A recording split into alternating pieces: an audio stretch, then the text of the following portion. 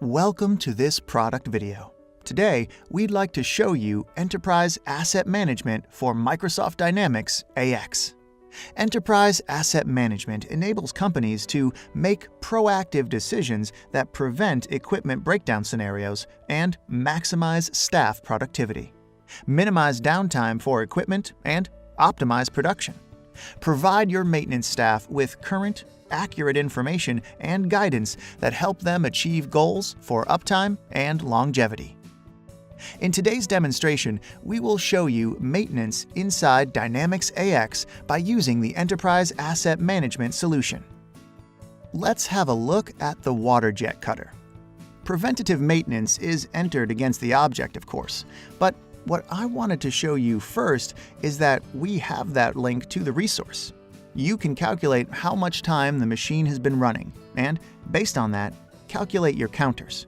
So in this case, that's the machine, and those little badge job, which can calculate that. But I can also see here is the link to fixed assets. On top, you'll find the counters. So when I look at the counters, you can see that the system has calculated different counter totals for the specific functional location. We can see the dates that were registered and the number of hours that were registered as well. And then, of course, the counter totals. That can be represented as a graph. When we look at the maintenance schedule, let's just have a closer look at that, you can see that I have set up monthly calibration. So that's what we call a Lime type time.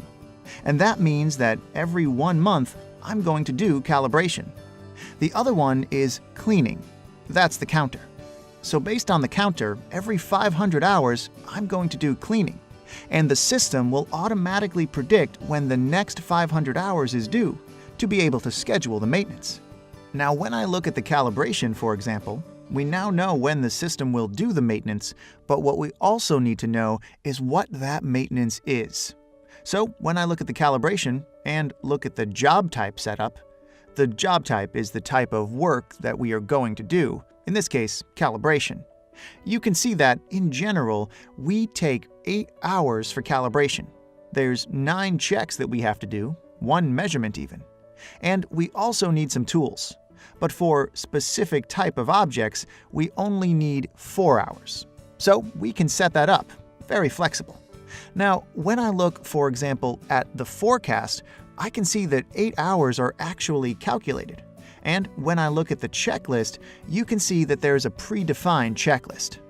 To be able to do the maintenance, I have to do these steps: shut down the PLC, cut off the power, etc. Some of these can be mandatory, as we actually have to sign it off electronically. And there's also the possibility of measure points, so we can actually measure values. So when I read out this status log, the value has to be between 10 to 15 cubic meters. And then, of course, you can also define tools. So in this case, we need a calibration tool, and that's a resource. So we can actually reserve a tool for a certain number of hours. Okay, so that's the setup. And then, when you look at the interval types, that's where you can see the difference between reactive and preventative maintenance. Here you can see once reached above and once reached below. So if I reach a certain threshold or go below a certain threshold, then that triggers a maintenance request. So that's how to set up those sequences. Another thing that we, of course, have is maintenance requests. Let me just go back here. If I look at the maintenance request, you can see that a maintenance request was entered. An internal request, which says, okay, maybe we need to calibrate the laser beam. We can see notes in there, which says, okay, doesn't look too good.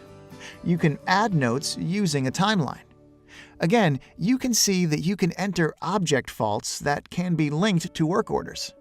The moment that the request reaches a certain stage, the request stage is open.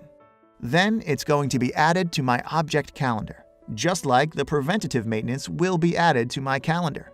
It will also enter the request in my calendar. Then you can create a work order from request, or you can combine request with preventative maintenance into one work order. Okay, so let's go back to the object. We have seen that you can set up the preventative maintenance schedule based on counters or based on time. And then the system can calculate the preventative maintenance. So in this case, I can do that maintenance sequence. I can calculate it in a badge. I can do that for one object. I can do that for multiple objects. I am looking ahead into the future for 3 months. So if I say calculate this, it says, okay, I calculated this for one object. And when I refresh my screen, I can see that. And there's my request. That's for the calibration. And I can see there's other preventative maintenance that the system advises to me. Now and then, what I can do is I can start combining. So these 3 I'm going to combine into one work order, and I am going to group it per functional location. So there's also the possibility of grouping in all kinds of manners. And that also shows that I need 24 hours to perform these 3 maintenance types.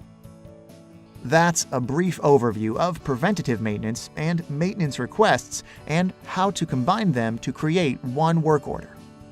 What we also have is the maintenance stop. So when I look at maintenance stops, what I can do, for example, I have a June stop here, which is all about 56 objects that will have maintenance in the same month, from June 1st to 30th. If I look into more detail, you can see that there's a whole list of object calendar lines. So this is the preventative maintenance that is already calculated, and these are the actual work orders that are already created in the system.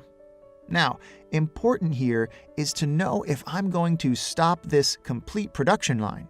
For example, for a specific functional location, I want to see what my capacity load will be so I can calculate that. So I can actually see that I will need 246 hours to do all this maintenance within that maintenance stop. And I can, of course, also see that by week. I can see that by object, and I can even see that by job type, and even more detail. So I can calculate very detailed how many hours I need to do this specific maintenance stop. And I can also see how many items I need. So what is my forecast on items? Works the same way as my capacity load. Now what I can do is, we were planning that maintenance for that specific flow cutter. We can see the list, so let's just create a work order based on this request. So I am going to create a work order. I don't have to combine anything. It's going to be preventative maintenance, and when I hit OK, the system will create a new work order. This ends the product demonstration. For more information, please visit www.columbusglobal.com. Thank you for watching.